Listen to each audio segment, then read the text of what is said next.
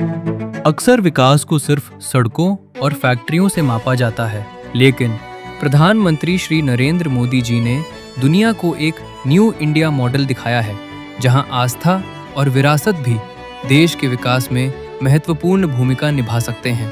आज भारत की faith economy यानी हमारे मंदिर, तीर्थ स्थल, धार्मिक आयोजन और यात्राएं लाखों करोड़ों की अर्थव्यवस्था का इंजन बन चुके हैं। आदरणीय प्रधानमंत्री श्री नरेंद्र मोदी जी के विजन ने दुनिया की सबसे तेजी से बढ़ती भारत की अर्थव्यवस्था में आस्था को एक मजबूत सहयोगी बना दिया है। दशकों तक देश में कांग्रेस की गंदी राजनीति चली, जिसने भारत की आध्यात्मिक शक्ति को पहचानने के बजाय उसे तुष्टीकरण की बेड़ियों में जकड़े रखा। हमारे पावन धाम अयोध्या, काशी और मथुरा, जहां हमारे आराध्य देवताओं के मंदिर थे, उन्हें गंदगी और बदहाल स्थिति में छोड़ दिया गया। सोमनाथ से लेकर राम मंदिर तक कांग्रेस ने हर विकास कार्य में रोड़े अटकाए, क्योंकि उन्हें डर था कि यदि भारत अपनी विरासत पर गर्व करने लगा तो उनकी तुष्टीकरण की राजनीति की जमीन खिसक जाएगी। गुलामी की मानसिकता को तोड़कर उठ खड़ा हो राष्ट्र, अतीत के हर दंश से हौसला लेता हुआ राष्ट्र ऐसे ही नव इतिहास का सृजन करता है। आज पूरी दुनिया के सामने काशी विश्वनाथ कॉरिडोर इसका जीवंत प्रमाण है। बाबा विश्वनाथ के चरणों में हम शीश नवावत है।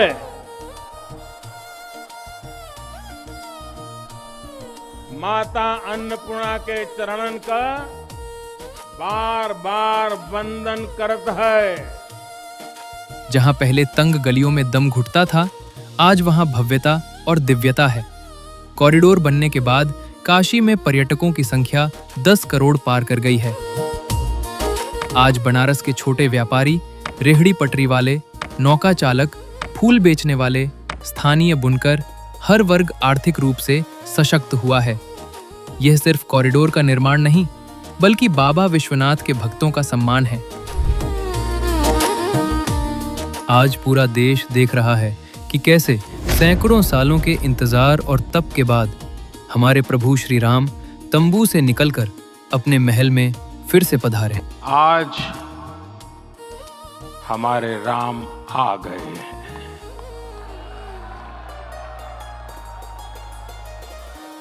सदियों की प्रतीक्षा के बाद हमारे राम आ गए हैं। सदियों का अभूतपूर्व धैर्य, अनगिनत बलिदान, त्याग और तपस्या के बाद हमारे प्रभु राम आ गए।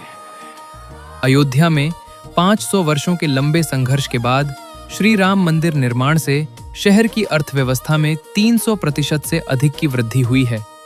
भव्य रेलवे स्टेशन और एयरपोर्ट ने अयोध्या को पूरे देश से जोड़ दिया है। आज 15,000 करोड़ रुपए के निवेश ने अयोध्या को एक ग्लोबल सिटी की ओर अग्रसर किया है। अकेले राम मंदिर ने वर्ष 2020 से 25 में 400 करोड़ रुपए का टैक्स दिया है। मंदिर बनने से पहले एक दिन में 500 रुपए कमा रहे रेहड़ी पटरी वाले अब रोजाना लगभग 2,500 रुपए कमा रहे हैं। वहीं श्री केदारनाथ धाम में, जहां 2013 की त्रासदी के बाद उसे पहले से भी और बेहतर बनाया गया, आज मोदी जी के विजन ने केदारपुरी को फिर से जीवित कर दिया है। मंत्रों के पावन उद्घोष से पूरी वादियां शुद्ध और भक्तिमय हो गई हैं। पिछले वर्ष उत्तराखंड को अकेले केदारनाथ यात्रा से 400 करोड़ रुपए से अधिक का फायदा हुआ है।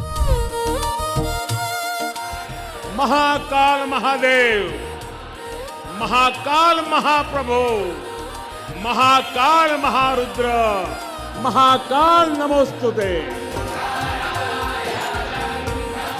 इसी तरह उज्जैन का महाकाल लोक आज उज्जैन की अर्थव्यवस्था की रीढ़ बन गया है। श्रद्धालुओं की संख्या 5 गुना बढ़ गई है। पहले जहां रोजाना 40 से 50 हजार श्रद्धालु आते थे, अब उनकी संख्या बढ़कर 1.5 से 2 लाख हो गई है। जब भक्त वहां महाकाल के दर्शन करता है तो वह वहां के ऑटो वाले से लेकर फूल बेचने वाले तक की रसोई में खुशहाली लाता है। वर्ष 2025 में उज्जैन महाकाल मंदिर ने 100 करोड़ रुपए से ज्यादा की कमाई की है।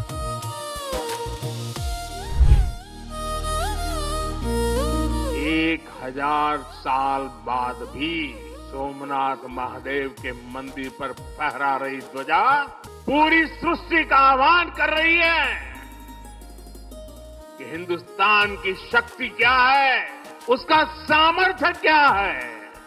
मोदी जी के नेतृत्व में सोमनाथ मंदिर का जो जीर्णोद्धार हुआ, उसने गुजरात के तटीय पर्यटन को नई ऊंचाई दी है। आज भारत की धार्मिक अर्थव्यवस्था लगभग 16.8 लाख करोड़ रुपए की है और 2032 तक यह 36.6 लाख करोड़ तक पहुंच सकती है।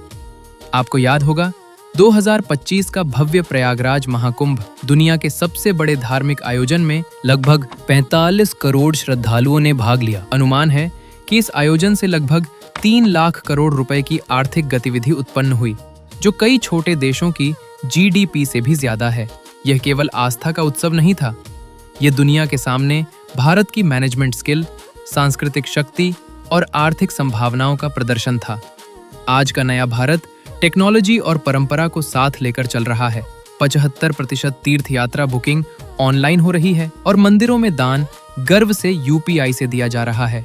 रूस, अमेरिका और यूरोप से पर्यटक आज ऋषिकेश और काशी की ओर खिंचे चले आ रहे हैं।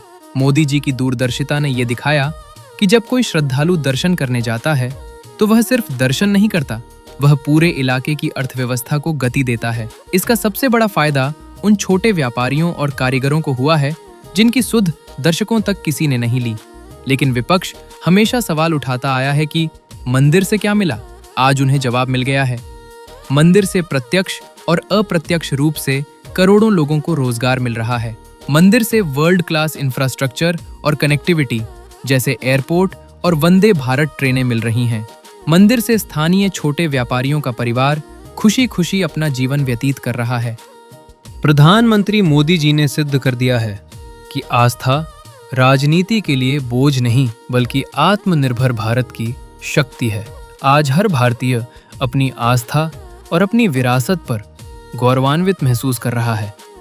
जय श्री राम, जय हिंद।